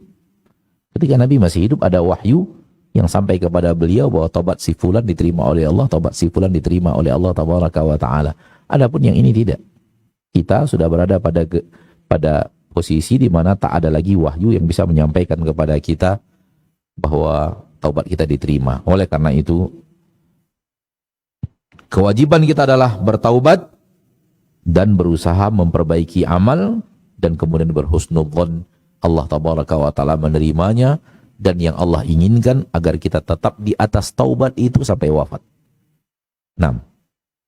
Baik, jazakallah khair Ustaz untuk jawabannya. Kita lanjut ke pertanyaan berikutnya dari jamaah kita. Assalamualaikum Ustaz. Waalaikumsalam. Izin bertanya Ustaz tentang mahram bagi kita akhwat dan bagi ikhwan Ustaz. Saya masih belum mengerti Ustaz. Syukran jazakallah khairan Ustaz. Silakan kembali kepada Al-Quran surat An-Nisa ayat 23. Al-Quran surat An-Nisa ayat 23. Di situ Allah bicara mahram. Wanita-wanita yang Allah haramkan kita menikah dengannya. Itu dia mahram.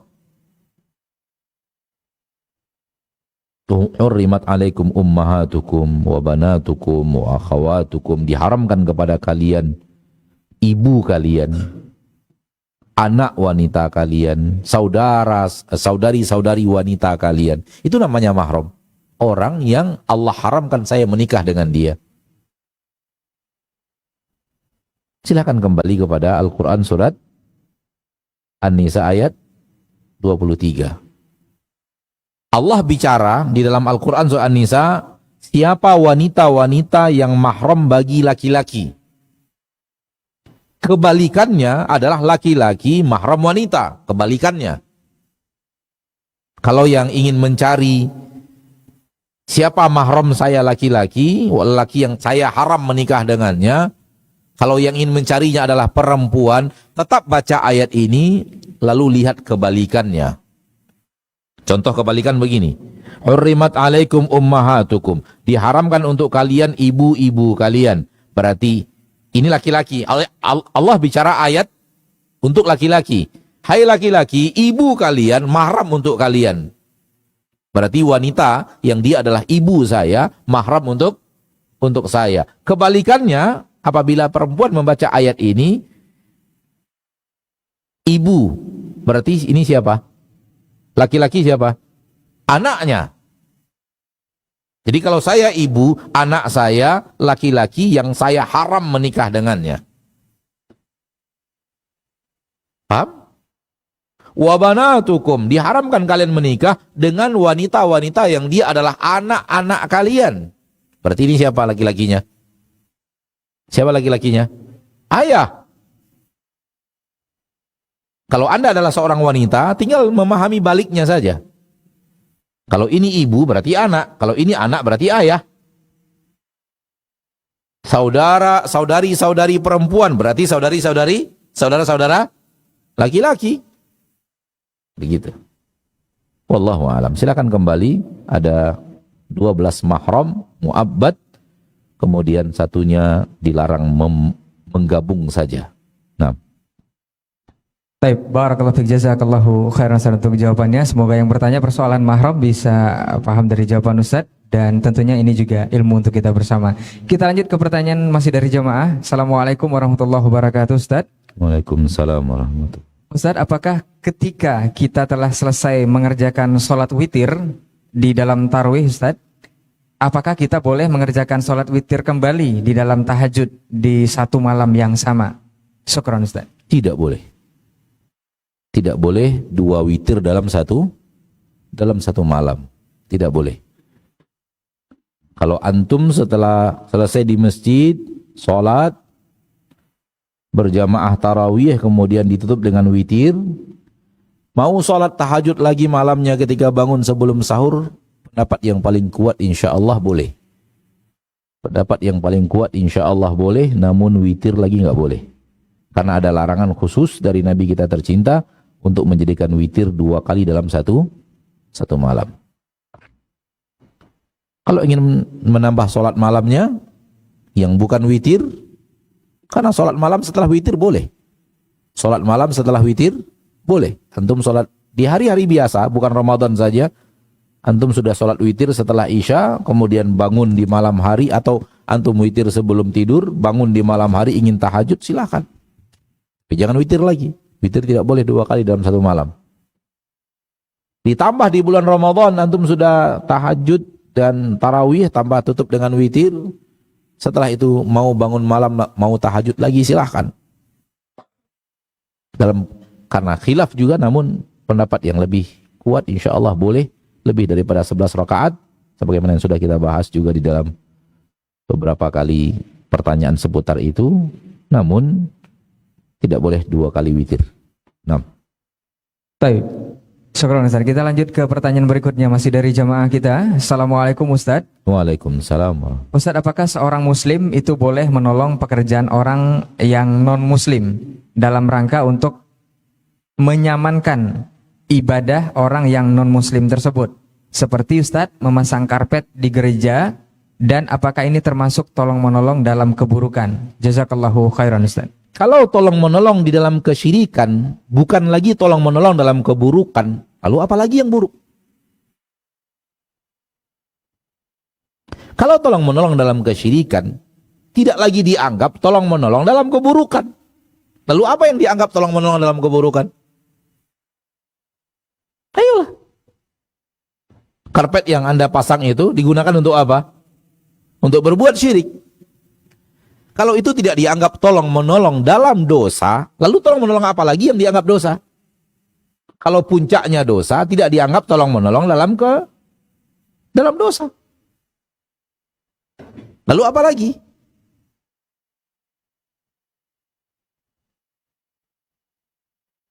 Kalau ban mobilnya bocor, kempes, lalu antum tolong, nggak ada masalah. Dia terbelit hutang, antum bayarkan hutangnya, nggak ada masalah. Dia kelaparan, antum berikan makanan, walau antum juga lapar, nggak ada masalah. Tolong menolong silahkan. Muamalah duniawi silahkan. Dosa nggak boleh. Tolong menolong dalam dosa nggak boleh. Oleh karena itu, kalau memudahkan orang untuk berbuat syirik tidak dianggap tolong menolong di dalam dosa, lalu dosa apalah?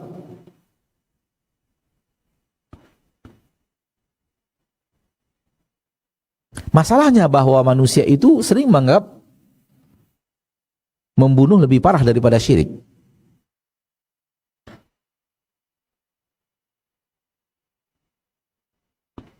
Sehingga ketika tolong menolong dalam syirik, ya tak sama dengan tolong menolong dalam membunuh. Kalau antum berikan kepadanya pisau untuk menyembelih orang, oh iya, ini tolong menolong dalam dosa. Lebih parah tolong menolong dalam syirik malah daripada itu. Wallahu a'lam. Nah. Baik, barakallahu fiik Ustaz. Kita lanjutkan ke pertanyaan berikutnya, masih dari jemaah kita. Assalamualaikum Ustaz. Waalaikumsalam. Ustaz, Afwan izin bertanya, apakah ada mudaratnya Ustaz jika seseorang yang sukanya bercermin saja Ustaz? Naam Ustaz. Kalau dia perempuan boleh. Tapi kalau dia laki-laki, mengurangi kelaki-lakiannya. Kalau dia perempuan bercermin boleh. Karena itu sifat kewanitaan. Sifat keperempuanan. Dan jangan coba-coba laki-laki meniru-niru sifat perempuan. Laki-laki itu punya karakter hidup berbeda dengan karakter seorang perempuan. Oleh karena itu kalau antum punya istri rajin bercermin, alhamdulillah, berarti dia perempuan. Ya sebentar masuk mobil buka cermin, apalagi apa namanya, di di pembatas matahari itu apa namanya itu? Yang bisa diturunin itu apa namanya itu? Nggak tahu apa namanya. Di mobil apabila kita duduk kan itu bisa diturunin kalau ada matahari, cahaya matahari bisa diturunin. Itu biasanya di sebagian mobil ada kacanya kan, cerminnya, di baliknya itu. Nah kalau antum punya istri suka nurunin itu lalu memperbaiki jilbabnya, memperbaiki sesuatu, nggak ada masalah. Antum harus bersyukur punya istri yang rajin dandan. Lihat keadaan itu perempuan itu nggak apa-apa. Tapi kalau anak laki-laki larang, itu bukan sifat lelaki. Nah, Baik, barakallahu fiik, jazakallahu khairan untuk jawabannya. Semoga yang bertanya bisa paham. Kita lanjut pertanyaan terakhir dari jemaah. nah, Tapi bukan pertanyaan terakhir, Ustaz. Nih dari pemirsa masih ada, Ustaz. oh baik. Baik. Assalamualaikum warahmatullahi wabarakatuh, Ustaz. Waalaikumsalam Ustaz, apakah muntah dengan tidak sengaja itu membatalkan puasa? Tidak. Syukur. Muntah dengan tidak sengaja tidak membatalkan puasa. Nah, Baik, ini pertanyaan terakhir dari pemirsa sepertinya, Ustaz. Assalamualaikum warahmatullahi wabarakatuh, Ustaz. waalaikumsalam. Dari hamba Allah di Sumatera Barat, Ustaz. Ustaz, Ana dulu pernah mengaji di sebuah surau di kampung Ana. Ada 3 konsep pelajaran di sana, Ustaz. Yang namanya takhalli, tahalli, dan tajalli. Apakah konsep seperti ini dibenarkan, Ustaz? Masing-masing artinya takhalli membersihkan diri dari sifat tercela, tahalli mengisi dengan sifat-sifat terpuji, dan tajalli itu mengalami penghayatan rasa keallahan, Ustaz. Nah, Ustaz. Soal nama, istilah tidak bisa diketahui sampai isinya apa. Sampai isinya apa? Karena ini adalah istilah yang dibuat. Ya. Ini adalah istilah yang dibuat oleh manusia. Ada takhliyah, takalli. Ada tahliyah, mengisi. Tahalli bil akhlaq, mengisi badan dengan akhlak yang mulia. Lalu tajliyah, tajalli, segalanya menjadi terang. Ini adalah istilah yang dibuat oleh manusia. Kalimat-kalimat istilah dalam, namun apa isinya? Isinya itu yang perlu, terutama di dalam yang terakhir, tajalli. Apa yang dimaksud dengan tajalli? Soal takhalli, tahalli tadi dalam apa yang ditanyakan sepertinya hal yang secara garis besar lepas dari yang buruk mengisi dengan yang baik. Namun tajalli ini apa? Apakah hasilnya akan seperti apa? Ini butuh isi apa yang dipelajari, dari situ baru ada hukum. Bagi orang yang tidak tahu apa isinya, hanya sekedar mendengarkan, nggak boleh berbicara. Tidak boleh berbicara hukum sampai dia tahu apa sebenarnya yang sedang dipelajari, apa materi yang sedang dipelajari. Ya. Apa isi pelajaran itu? Apa yang dimaksud dengan takhalli? Apa yang dimaksud dengan tahalli? Apa yang dimaksud dengan tajalli? Kemana arahnya? Maka setelah tahu isinya, baru kita bisa bicara hukumnya. Namun Anda tidak pernah tahu apa yang sedang dibahas di sana. Antum yang tahu apa yang dibahas. Karena Anda tidak tahu, maka Anda tidak boleh bicara. Secara bahasa Arab, itu adalah kalimat mengosongkan diri dari yang buruk-buruk. Oke? Itulah namanya takhalli. Diisi dengan yang baik, mengisi, itu disebut dengan tahalli. Orang yang punya akhlak-akhlak yang baik, itu namanya dia tahalla bil akhlaqil karimah. Dia bertahalli dengan akhlak yang mulia, karena diisi badannya dengan pemaaf, pemurah, udah senyum, tidak suka ghibah, kemudian suka berzikir, kemudian suka menolong orang lain, kemudian suka tahajud, kemudian jujur. Ini adalah orang yang punya ya tahalla bil akhlaqil karimah. Secara bahasa itu artinya. Namun istilah-istilah seperti ini butuh isi. Apa isinya? Kemana arah pembicaraannya? Setelah kita tahu isinya, baru orang yang tahu apa isinya baru boleh berbicara tentang boleh atau tidak bolehnya masalah itu. Namun sekedar istilah kita tidak bisa jawab karena kita tidak tahu. Kita hanya tahu namanya saja secara bahasa Arab karena Allah berikan kemampuan berbahasa Arab. Walau tidak banyak, namun itu istilah yang secara bahasa Arab diketahui. Ya. Maka ana tidak bisa menjawab. Kenapa? Karena ana tidak tahu isinya apa. Karena ana tidak tahu isinya apa. Kalau tidak tahu isinya apa, berarti ana tidak tahu apa hukumnya. Wallahu a'lam. Naam. Baik. Jazakallah khairan Ustaz untuk jawabannya. Semoga yang bertanya juga bisa paham dari nasihat Ustaz tadi. Kita lanjut ke pertanyaan berikutnya dari pemirsa Asil TV. Bismillah, Assalamualaikum warahmatullahi wabarakatuh Ustaz. Waalaikumsalam. Hamba Allah di Tangerang Ustaz. Ustaz, bagaimana cara mengembalikan semangat ibadah kepada Allah seperti baru berhijrah? Karena sudah beberapa tahun terakhir, ana merasa putus dan sekarang semakin parah dan jauh dari Allah, dan merasa terasa hambar dalam setiap menunaikan ibadah, terutama sholat, bahkan jarang lagi ke majelis ilmu. Barakallahu fiik Ustaz. Izinkan ana menebak. Izinkan ana menebak. Namanya juga menebak. Bisa jadi benar, bisa jadi salah. Izinkan ana menebak untuk saudaraku yang tadi bertanya. Ketika dulu anda kembali kepada Allah yang anda sebut hijrah, izinkan ana menebak ada kasus dalam hidup anda. Dan kasus itu yang membuat anda berusaha mencari jalan keluarnya, dan anda temukan ternyata keindahan hidup untuk keluar dari kasus itu melalui duduk di majelis ilmu, dan mulailah anda berhijrah.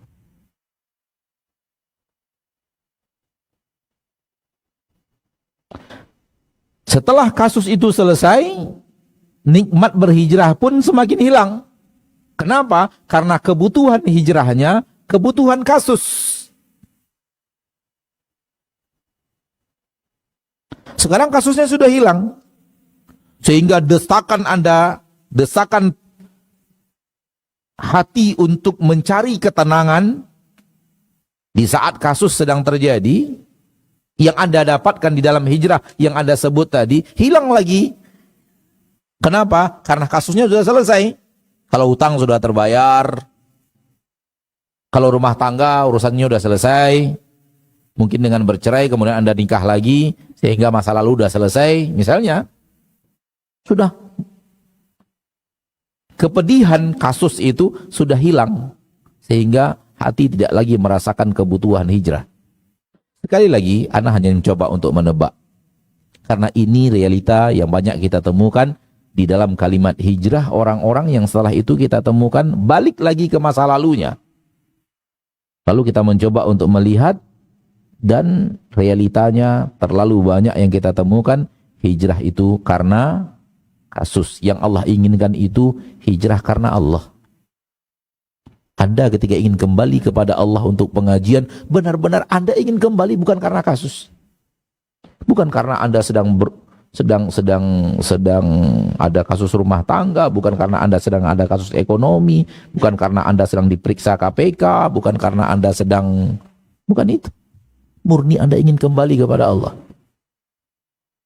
Hati Anda ingin kembali kepada Allah. Ini akan membuatnya insya Allah semakin lama akan bertambah. Namun kalau hijrah yang Anda maksud adalah pelarian jiwa di saat sedang menderita, ketika jiwa itu sudah mulai tenang, penderitaannya sudah mulai habis, hilang rasa manisnya.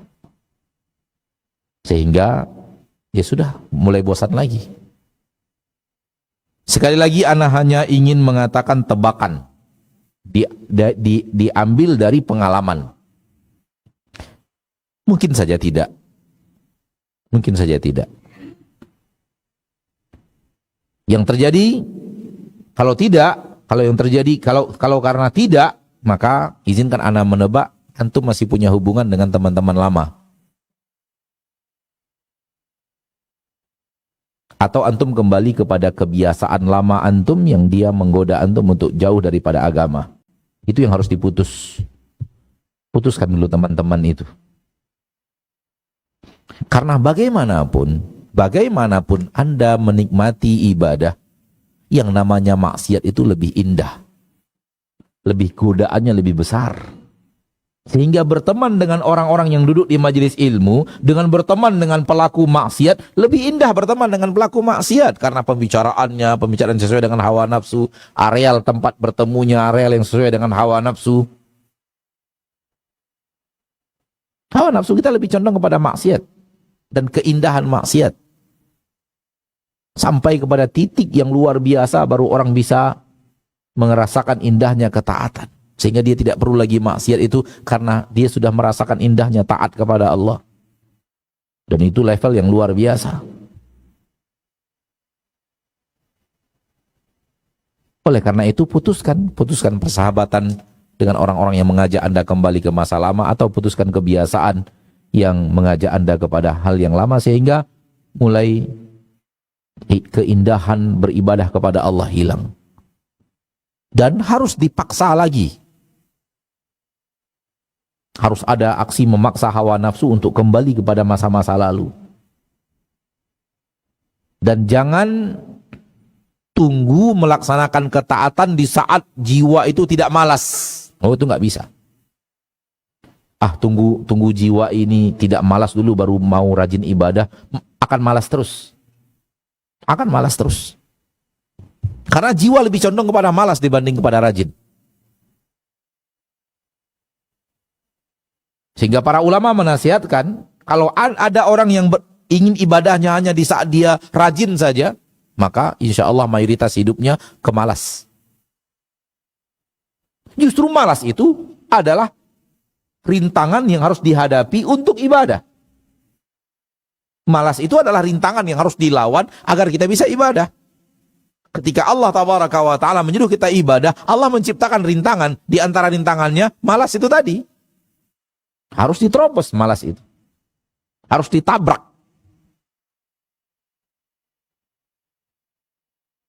Oleh karena itu oleh karena itu Rasul mengatakan surga Allah pagari dengan hal yang tidak disukai. Di antaranya itu tidak suka untuk tabrak tidak suka itu. Ini disukai oleh Allah, tabrak. Jangan tunggu jiwa rajin dulu baru ibadah. Tidak begitu cara seorang hamba beribadah kepada Allah. Hamba beribadah kepada Allah itu melawan rasa malasnya, melawan rasa tidak inginnya, melawan rasa. Semakin rajin dia melawan, maka semakin bagus dia beribadah kepada Allah. Nah. Baik, barakallahu fiik, jazakallahu khairan untuk nasihatnya. Satu pertanyaan terakhir Ustaz dari pemirsa Asil TV. Nah. Assalamualaikum warahmatullahi wabarakatuh Ustaz. Waalaikumsalam warahmatullahi. Ustaz, mohon nasihatnya kepada kami selaku penuntut ilmu. Bagaimana hukumnya menyimak tahziran di media sosial tentang rokok Ustaz? Apakah ini mengurangi pahala puasa atau malah membatalkan puasa kita Ustaz? Syukran, jazakallahu khairan. Ada yang berbeda dengan mencari hukum rokok atau membicarakan orang yang sedang merokok. Itu dua hal yang berbeda. Dua hal yang berbeda. Kalau yang terjadi adalah membicarakan orang yang sedang merokok, larinya kepada membicarakan aib orang. Tapi kalau benar-benar mencari hukum rokok, benar-benar serius mencari hukum rokok, kalau serius ingin mencari hukum rokok, maka itu benar. Tapi apakah Anda yang sudah rajin mengaji masih ingin mencari hukum rokok itu hukumnya apa? Masih butuh lagi, masih ada keraguan dalam hati antum apa itu hukum rokok? Sejelas-jelas itu bahaya rokok, orang kafir saja ijma' dia berbahaya. Orang kafir ijma' sudah. Masa orang Islam nggak bisa ijma'? Sehingga orang kafir memperlakukan di negara mereka orang ngerokok lebih dahsyat daripada kita di Indonesia ini memperlakukan orang yang ngerokok. Saking mereka ijma' bahwa rokok itu berbahaya. Apakah orang seperti Anda masih butuh dalil untuk itu? Sehingga masih mencari? Atau itu hanya sesuatu yang karena sibuk membicarakan apa yang dibicarakan orang, sibuk menyimak apa yang disimak orang, sibuk ingin tahu apa yang sedang hangat dibicarakan. Apa sih yang ada apa dengan diri Anda? Apa yang sedang Anda lakukan? Dan semua itu akan dipertanggungjawabkan di hadapan Allah loh. Semua itu akan dipertanggungjawabkan di hadapan Allah. Jangan kira bahwa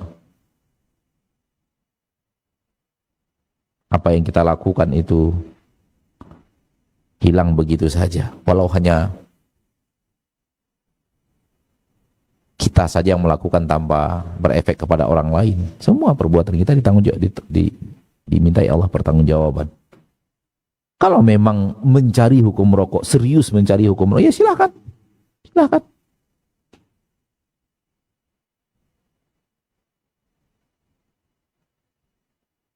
Itu yang bisa Anda jawab. Wallahu ta'ala alam.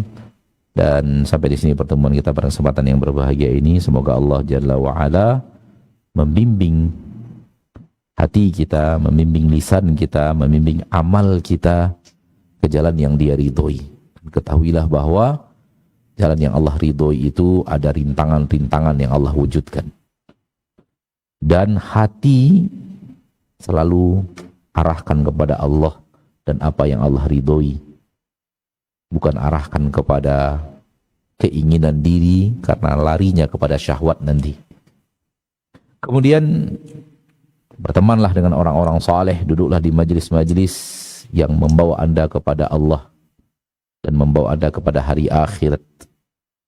Sehingga rasa malas itu ada juga yang melawan-lawannya untuk meninggalkan rasa malas dan mengarah kepada Allah Tabaraka wa Ta'ala. Sampai di sini pertemuan kita. Semoga Allah memberikan kepada kita taufik untuk bisa istiqamah menempuh jalan menuju Allah sampai akhir hayat. Amin ya rabbal alamin. Subhanakallahumma bihamdika asyhadu an la ilaha illa anta astaghfiruka wa atubu ilaik. Assalamualaikum warahmatullahi wabarakatuh. Waalaikumsalam warahmatullahi wabarakatuh. Barakallahu fiik, jazakallahu khairan Ustaz untuk ilmu dan juga waktunya.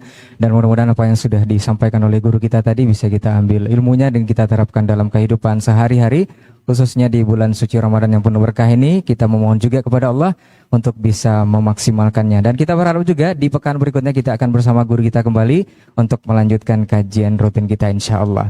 Afwan untuk semua salah kata dan khilaf bicara. Terima kasih untuk perhatian antum semua. Aku lu qauli hadza wa astaghfirullah li wa lakum. Wassalamualaikum warahmatullahi wabarakatuh.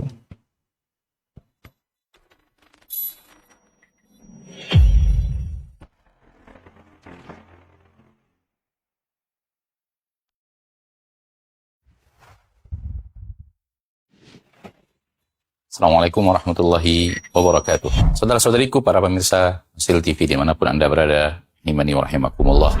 Semoga antum selalu berada dalam lindungan Allah Tabaraka wa Ta'ala.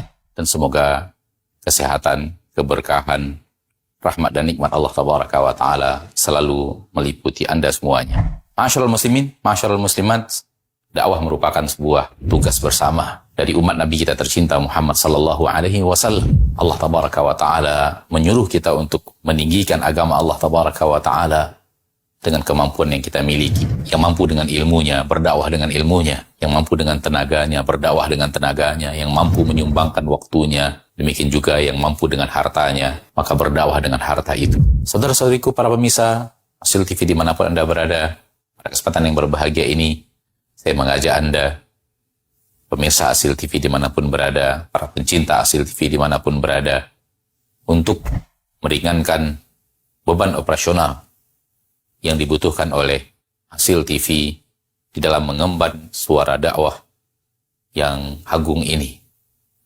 Mari infakkan sebahagian daripada yang Allah Tabaraka wa Ta'ala mudahkan kepada kita, dari apa yang Allah rezekikan kepada kita, guna kepentingan syiar dakwah melalui media-media, di antaranya adalah Hasil TV. Melalui Hasil TV, sangat banyak saudara-saudari kita kaum muslimin dan muslimat yang bisa mendapatkan dakwah di bumi yang sangat jauh, di negeri yang sangat terpencil. Bahkan tidak sedikit dari mereka yang mendapatkan hidayah kepada sunnah Rasulullah SAW melalui media Asil TV yang kita cintai. Semoga apa yang antum berikan merupakan pembuka kebaikan, merupakan pembuka hidayah bagi saudara-saudari antum menuju jalan yang sesuai dengan sunnah Nabi kita tercinta SAW, sehingga di akhirat mendapatkan pahala bagaikan seorang yang di tangannya Allah Tabaraka wa Ta'ala bukakan hidayah kepada seseorang.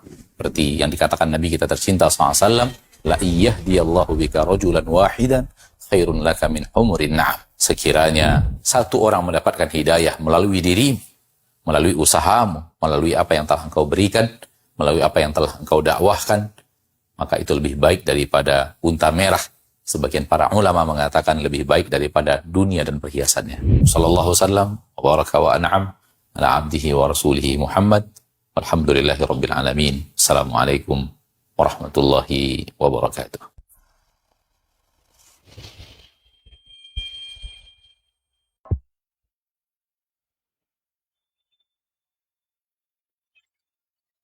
Bismillah, kaum muslimin yang dimuliakan Allah Subhanahu wa taala. Baginda Rasulullah SAW bersabda dalam hadis Anas Ibnu Malik yang diriwayatkan oleh sebagian ashabus sunan. Qala Rasulullah sallallahu alaihi wasallam, "Inna minan nasi mafatihal khair maghaliqal syarr wa inna minan nasi mafatihal syarr maghaliqal khair." Wa qala fatuba liman ja'alallahu mafatihal khair ala yadayhi wa wailun liman ja'alallahu mafatihas syarri ala yadayhi. Baginda Nabi SAW membagi manusia kepada dua kelompok besar.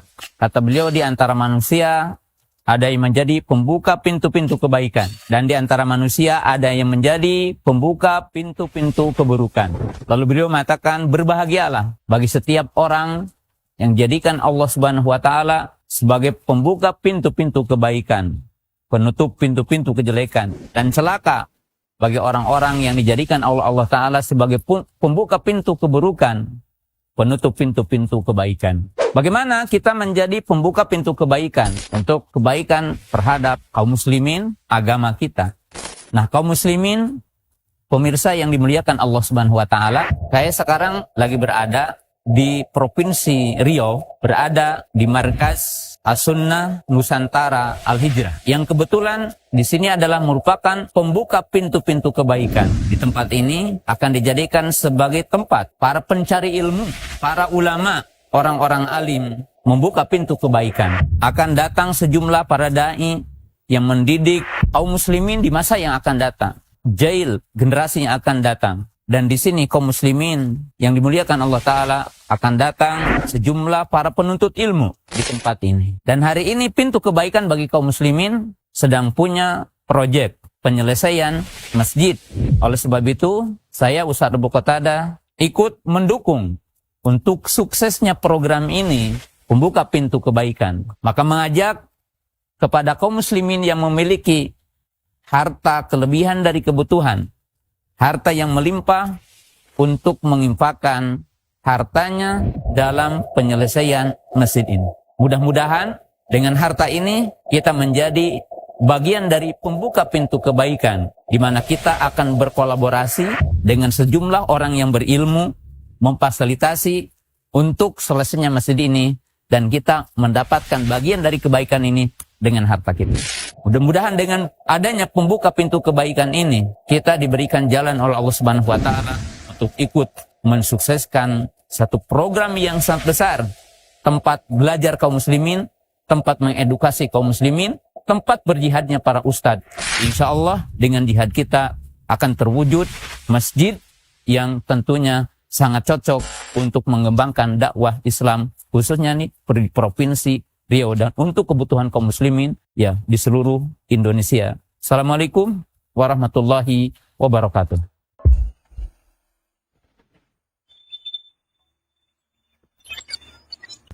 Alhamdulillah, telah hadir aplikasi dakwah yang menunjang kebutuhan umat muslim dalam melaksanakan ibadah harian yang sesuai dengan tuntunan Al-Quran dan As-Sunnah. Asil App hadir dengan fitur-fitur sebagai berikut: TV dan radio streaming, Fitur ini memudahkan pengguna untuk mengakses tayangan Asil TV, radio, dan televisi dakwah lainnya dalam genggaman pengguna. Fitur infak. Pengguna dapat menyalurkan infak untuk pembangunan Markas Sunnah Nusantara Al-Hijrah dan infak pendidikan di Markas Sunnah Nusantara Al-Hijrah kapan saja dan di mana saja dengan sangat mudah. Al-Quran dan Hadis. Fitur Al-Quran yang